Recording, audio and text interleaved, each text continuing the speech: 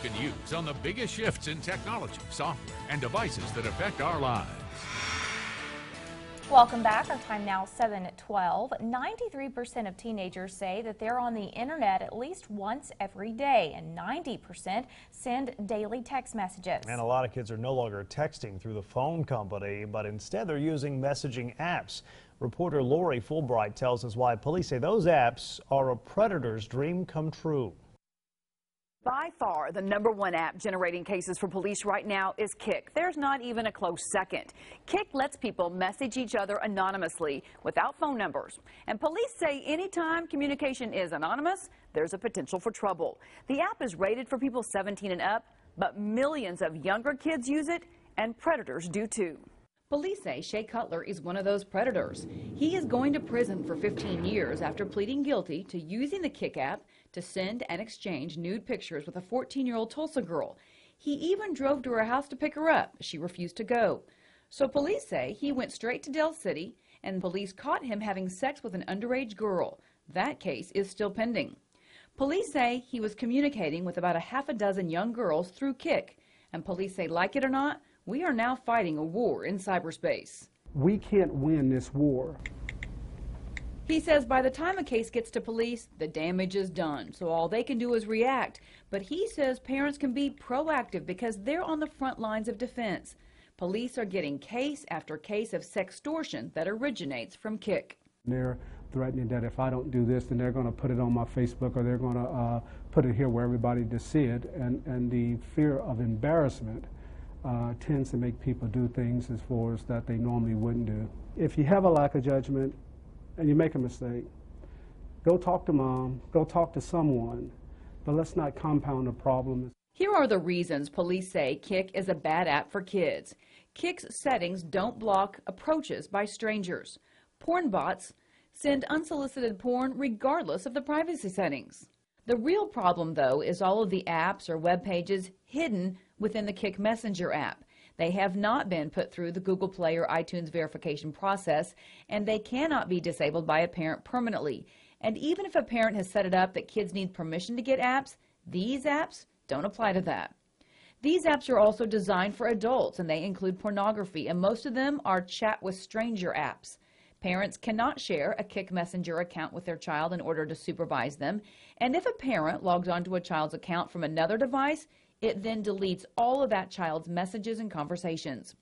KIk has chat groups with large numbers of people who are strangers to your child, and the only way to log out of KIk is to do a total reset of your device. Take the initiative to randomly go through their kid's phone, take the initiative to know who your kids are communicating with. Police say no app by itself is dangerous. It's how some people misuse apps. Now, KIk's website does say they cooperate with law enforcement and they sponsor the annual Crimes Against Children National Conference. What should your kids be using to message? I recommend Skype or Apple's Messages because parents have more supervision. Teach your kids not to accept friend requests or messages from people they don't know. And of course, they should never send any kind of intimate photo online. We have put a download danger quiz on our website in order to test your skills. Plus, if you want to schedule a detective to speak to your group about online dangers, you can find that as well, all of it at newson6.com. Lori Fulbright, News on 6.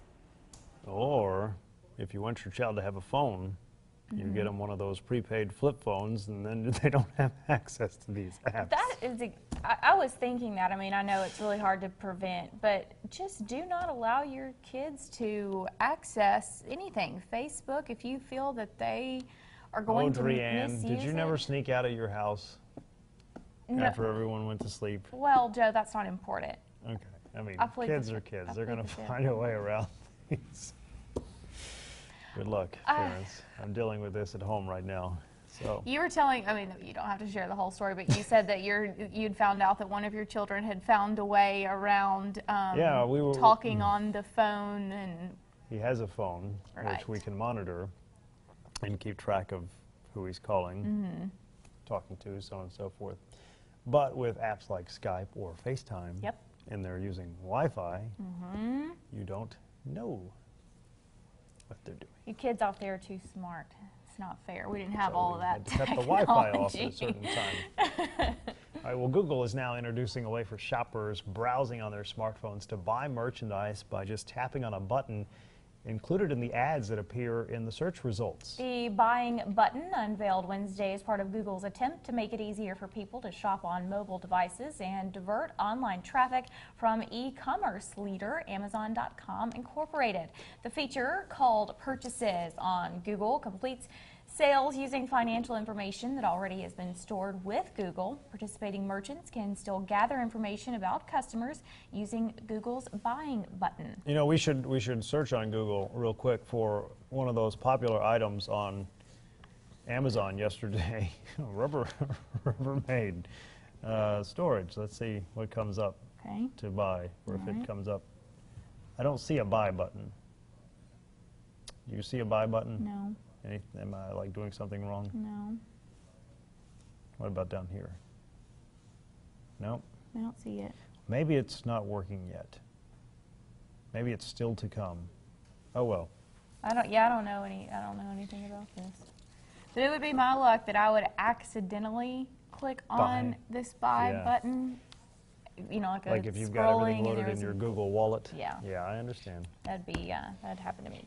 Well, Apple is refreshing its iPod Touch music player for the first time in nearly 3 years as the company seeks to make music a central part of its devices once again. The new Touch has a faster processor and a better camera, plus a software update that enables Apple Music, a $10 a month service that offers unlimited playback of millions of songs. The iPod was Apple's first successful foray beyond personal computers. Interest has waned, though, as many people now use smartphones, such as the iPhone, to listen to their music.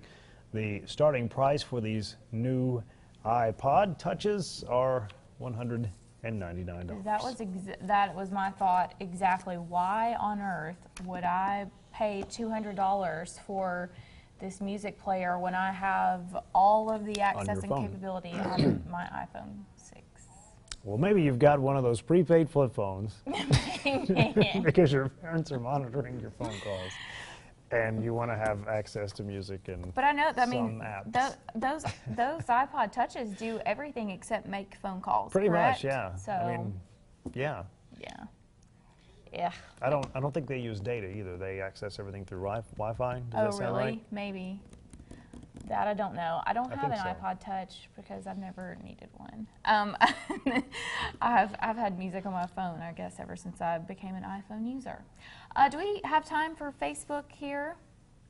Just a few minutes. We've been talking about quickly. A new study out, which is actually really surprising, putting Tennessee and Alabama at the, I guess, bottom for worst states for fruit and vegetable consumption, according to the CDC. Tennessee's like actually the worst in one of the categories. I forget if it was veggies or fruits, but we were at the bottom. We were the bottom. Sherry says, I eat veggies almost at every meal a day, and even if I don't, I try to drink V8 minus lima beans.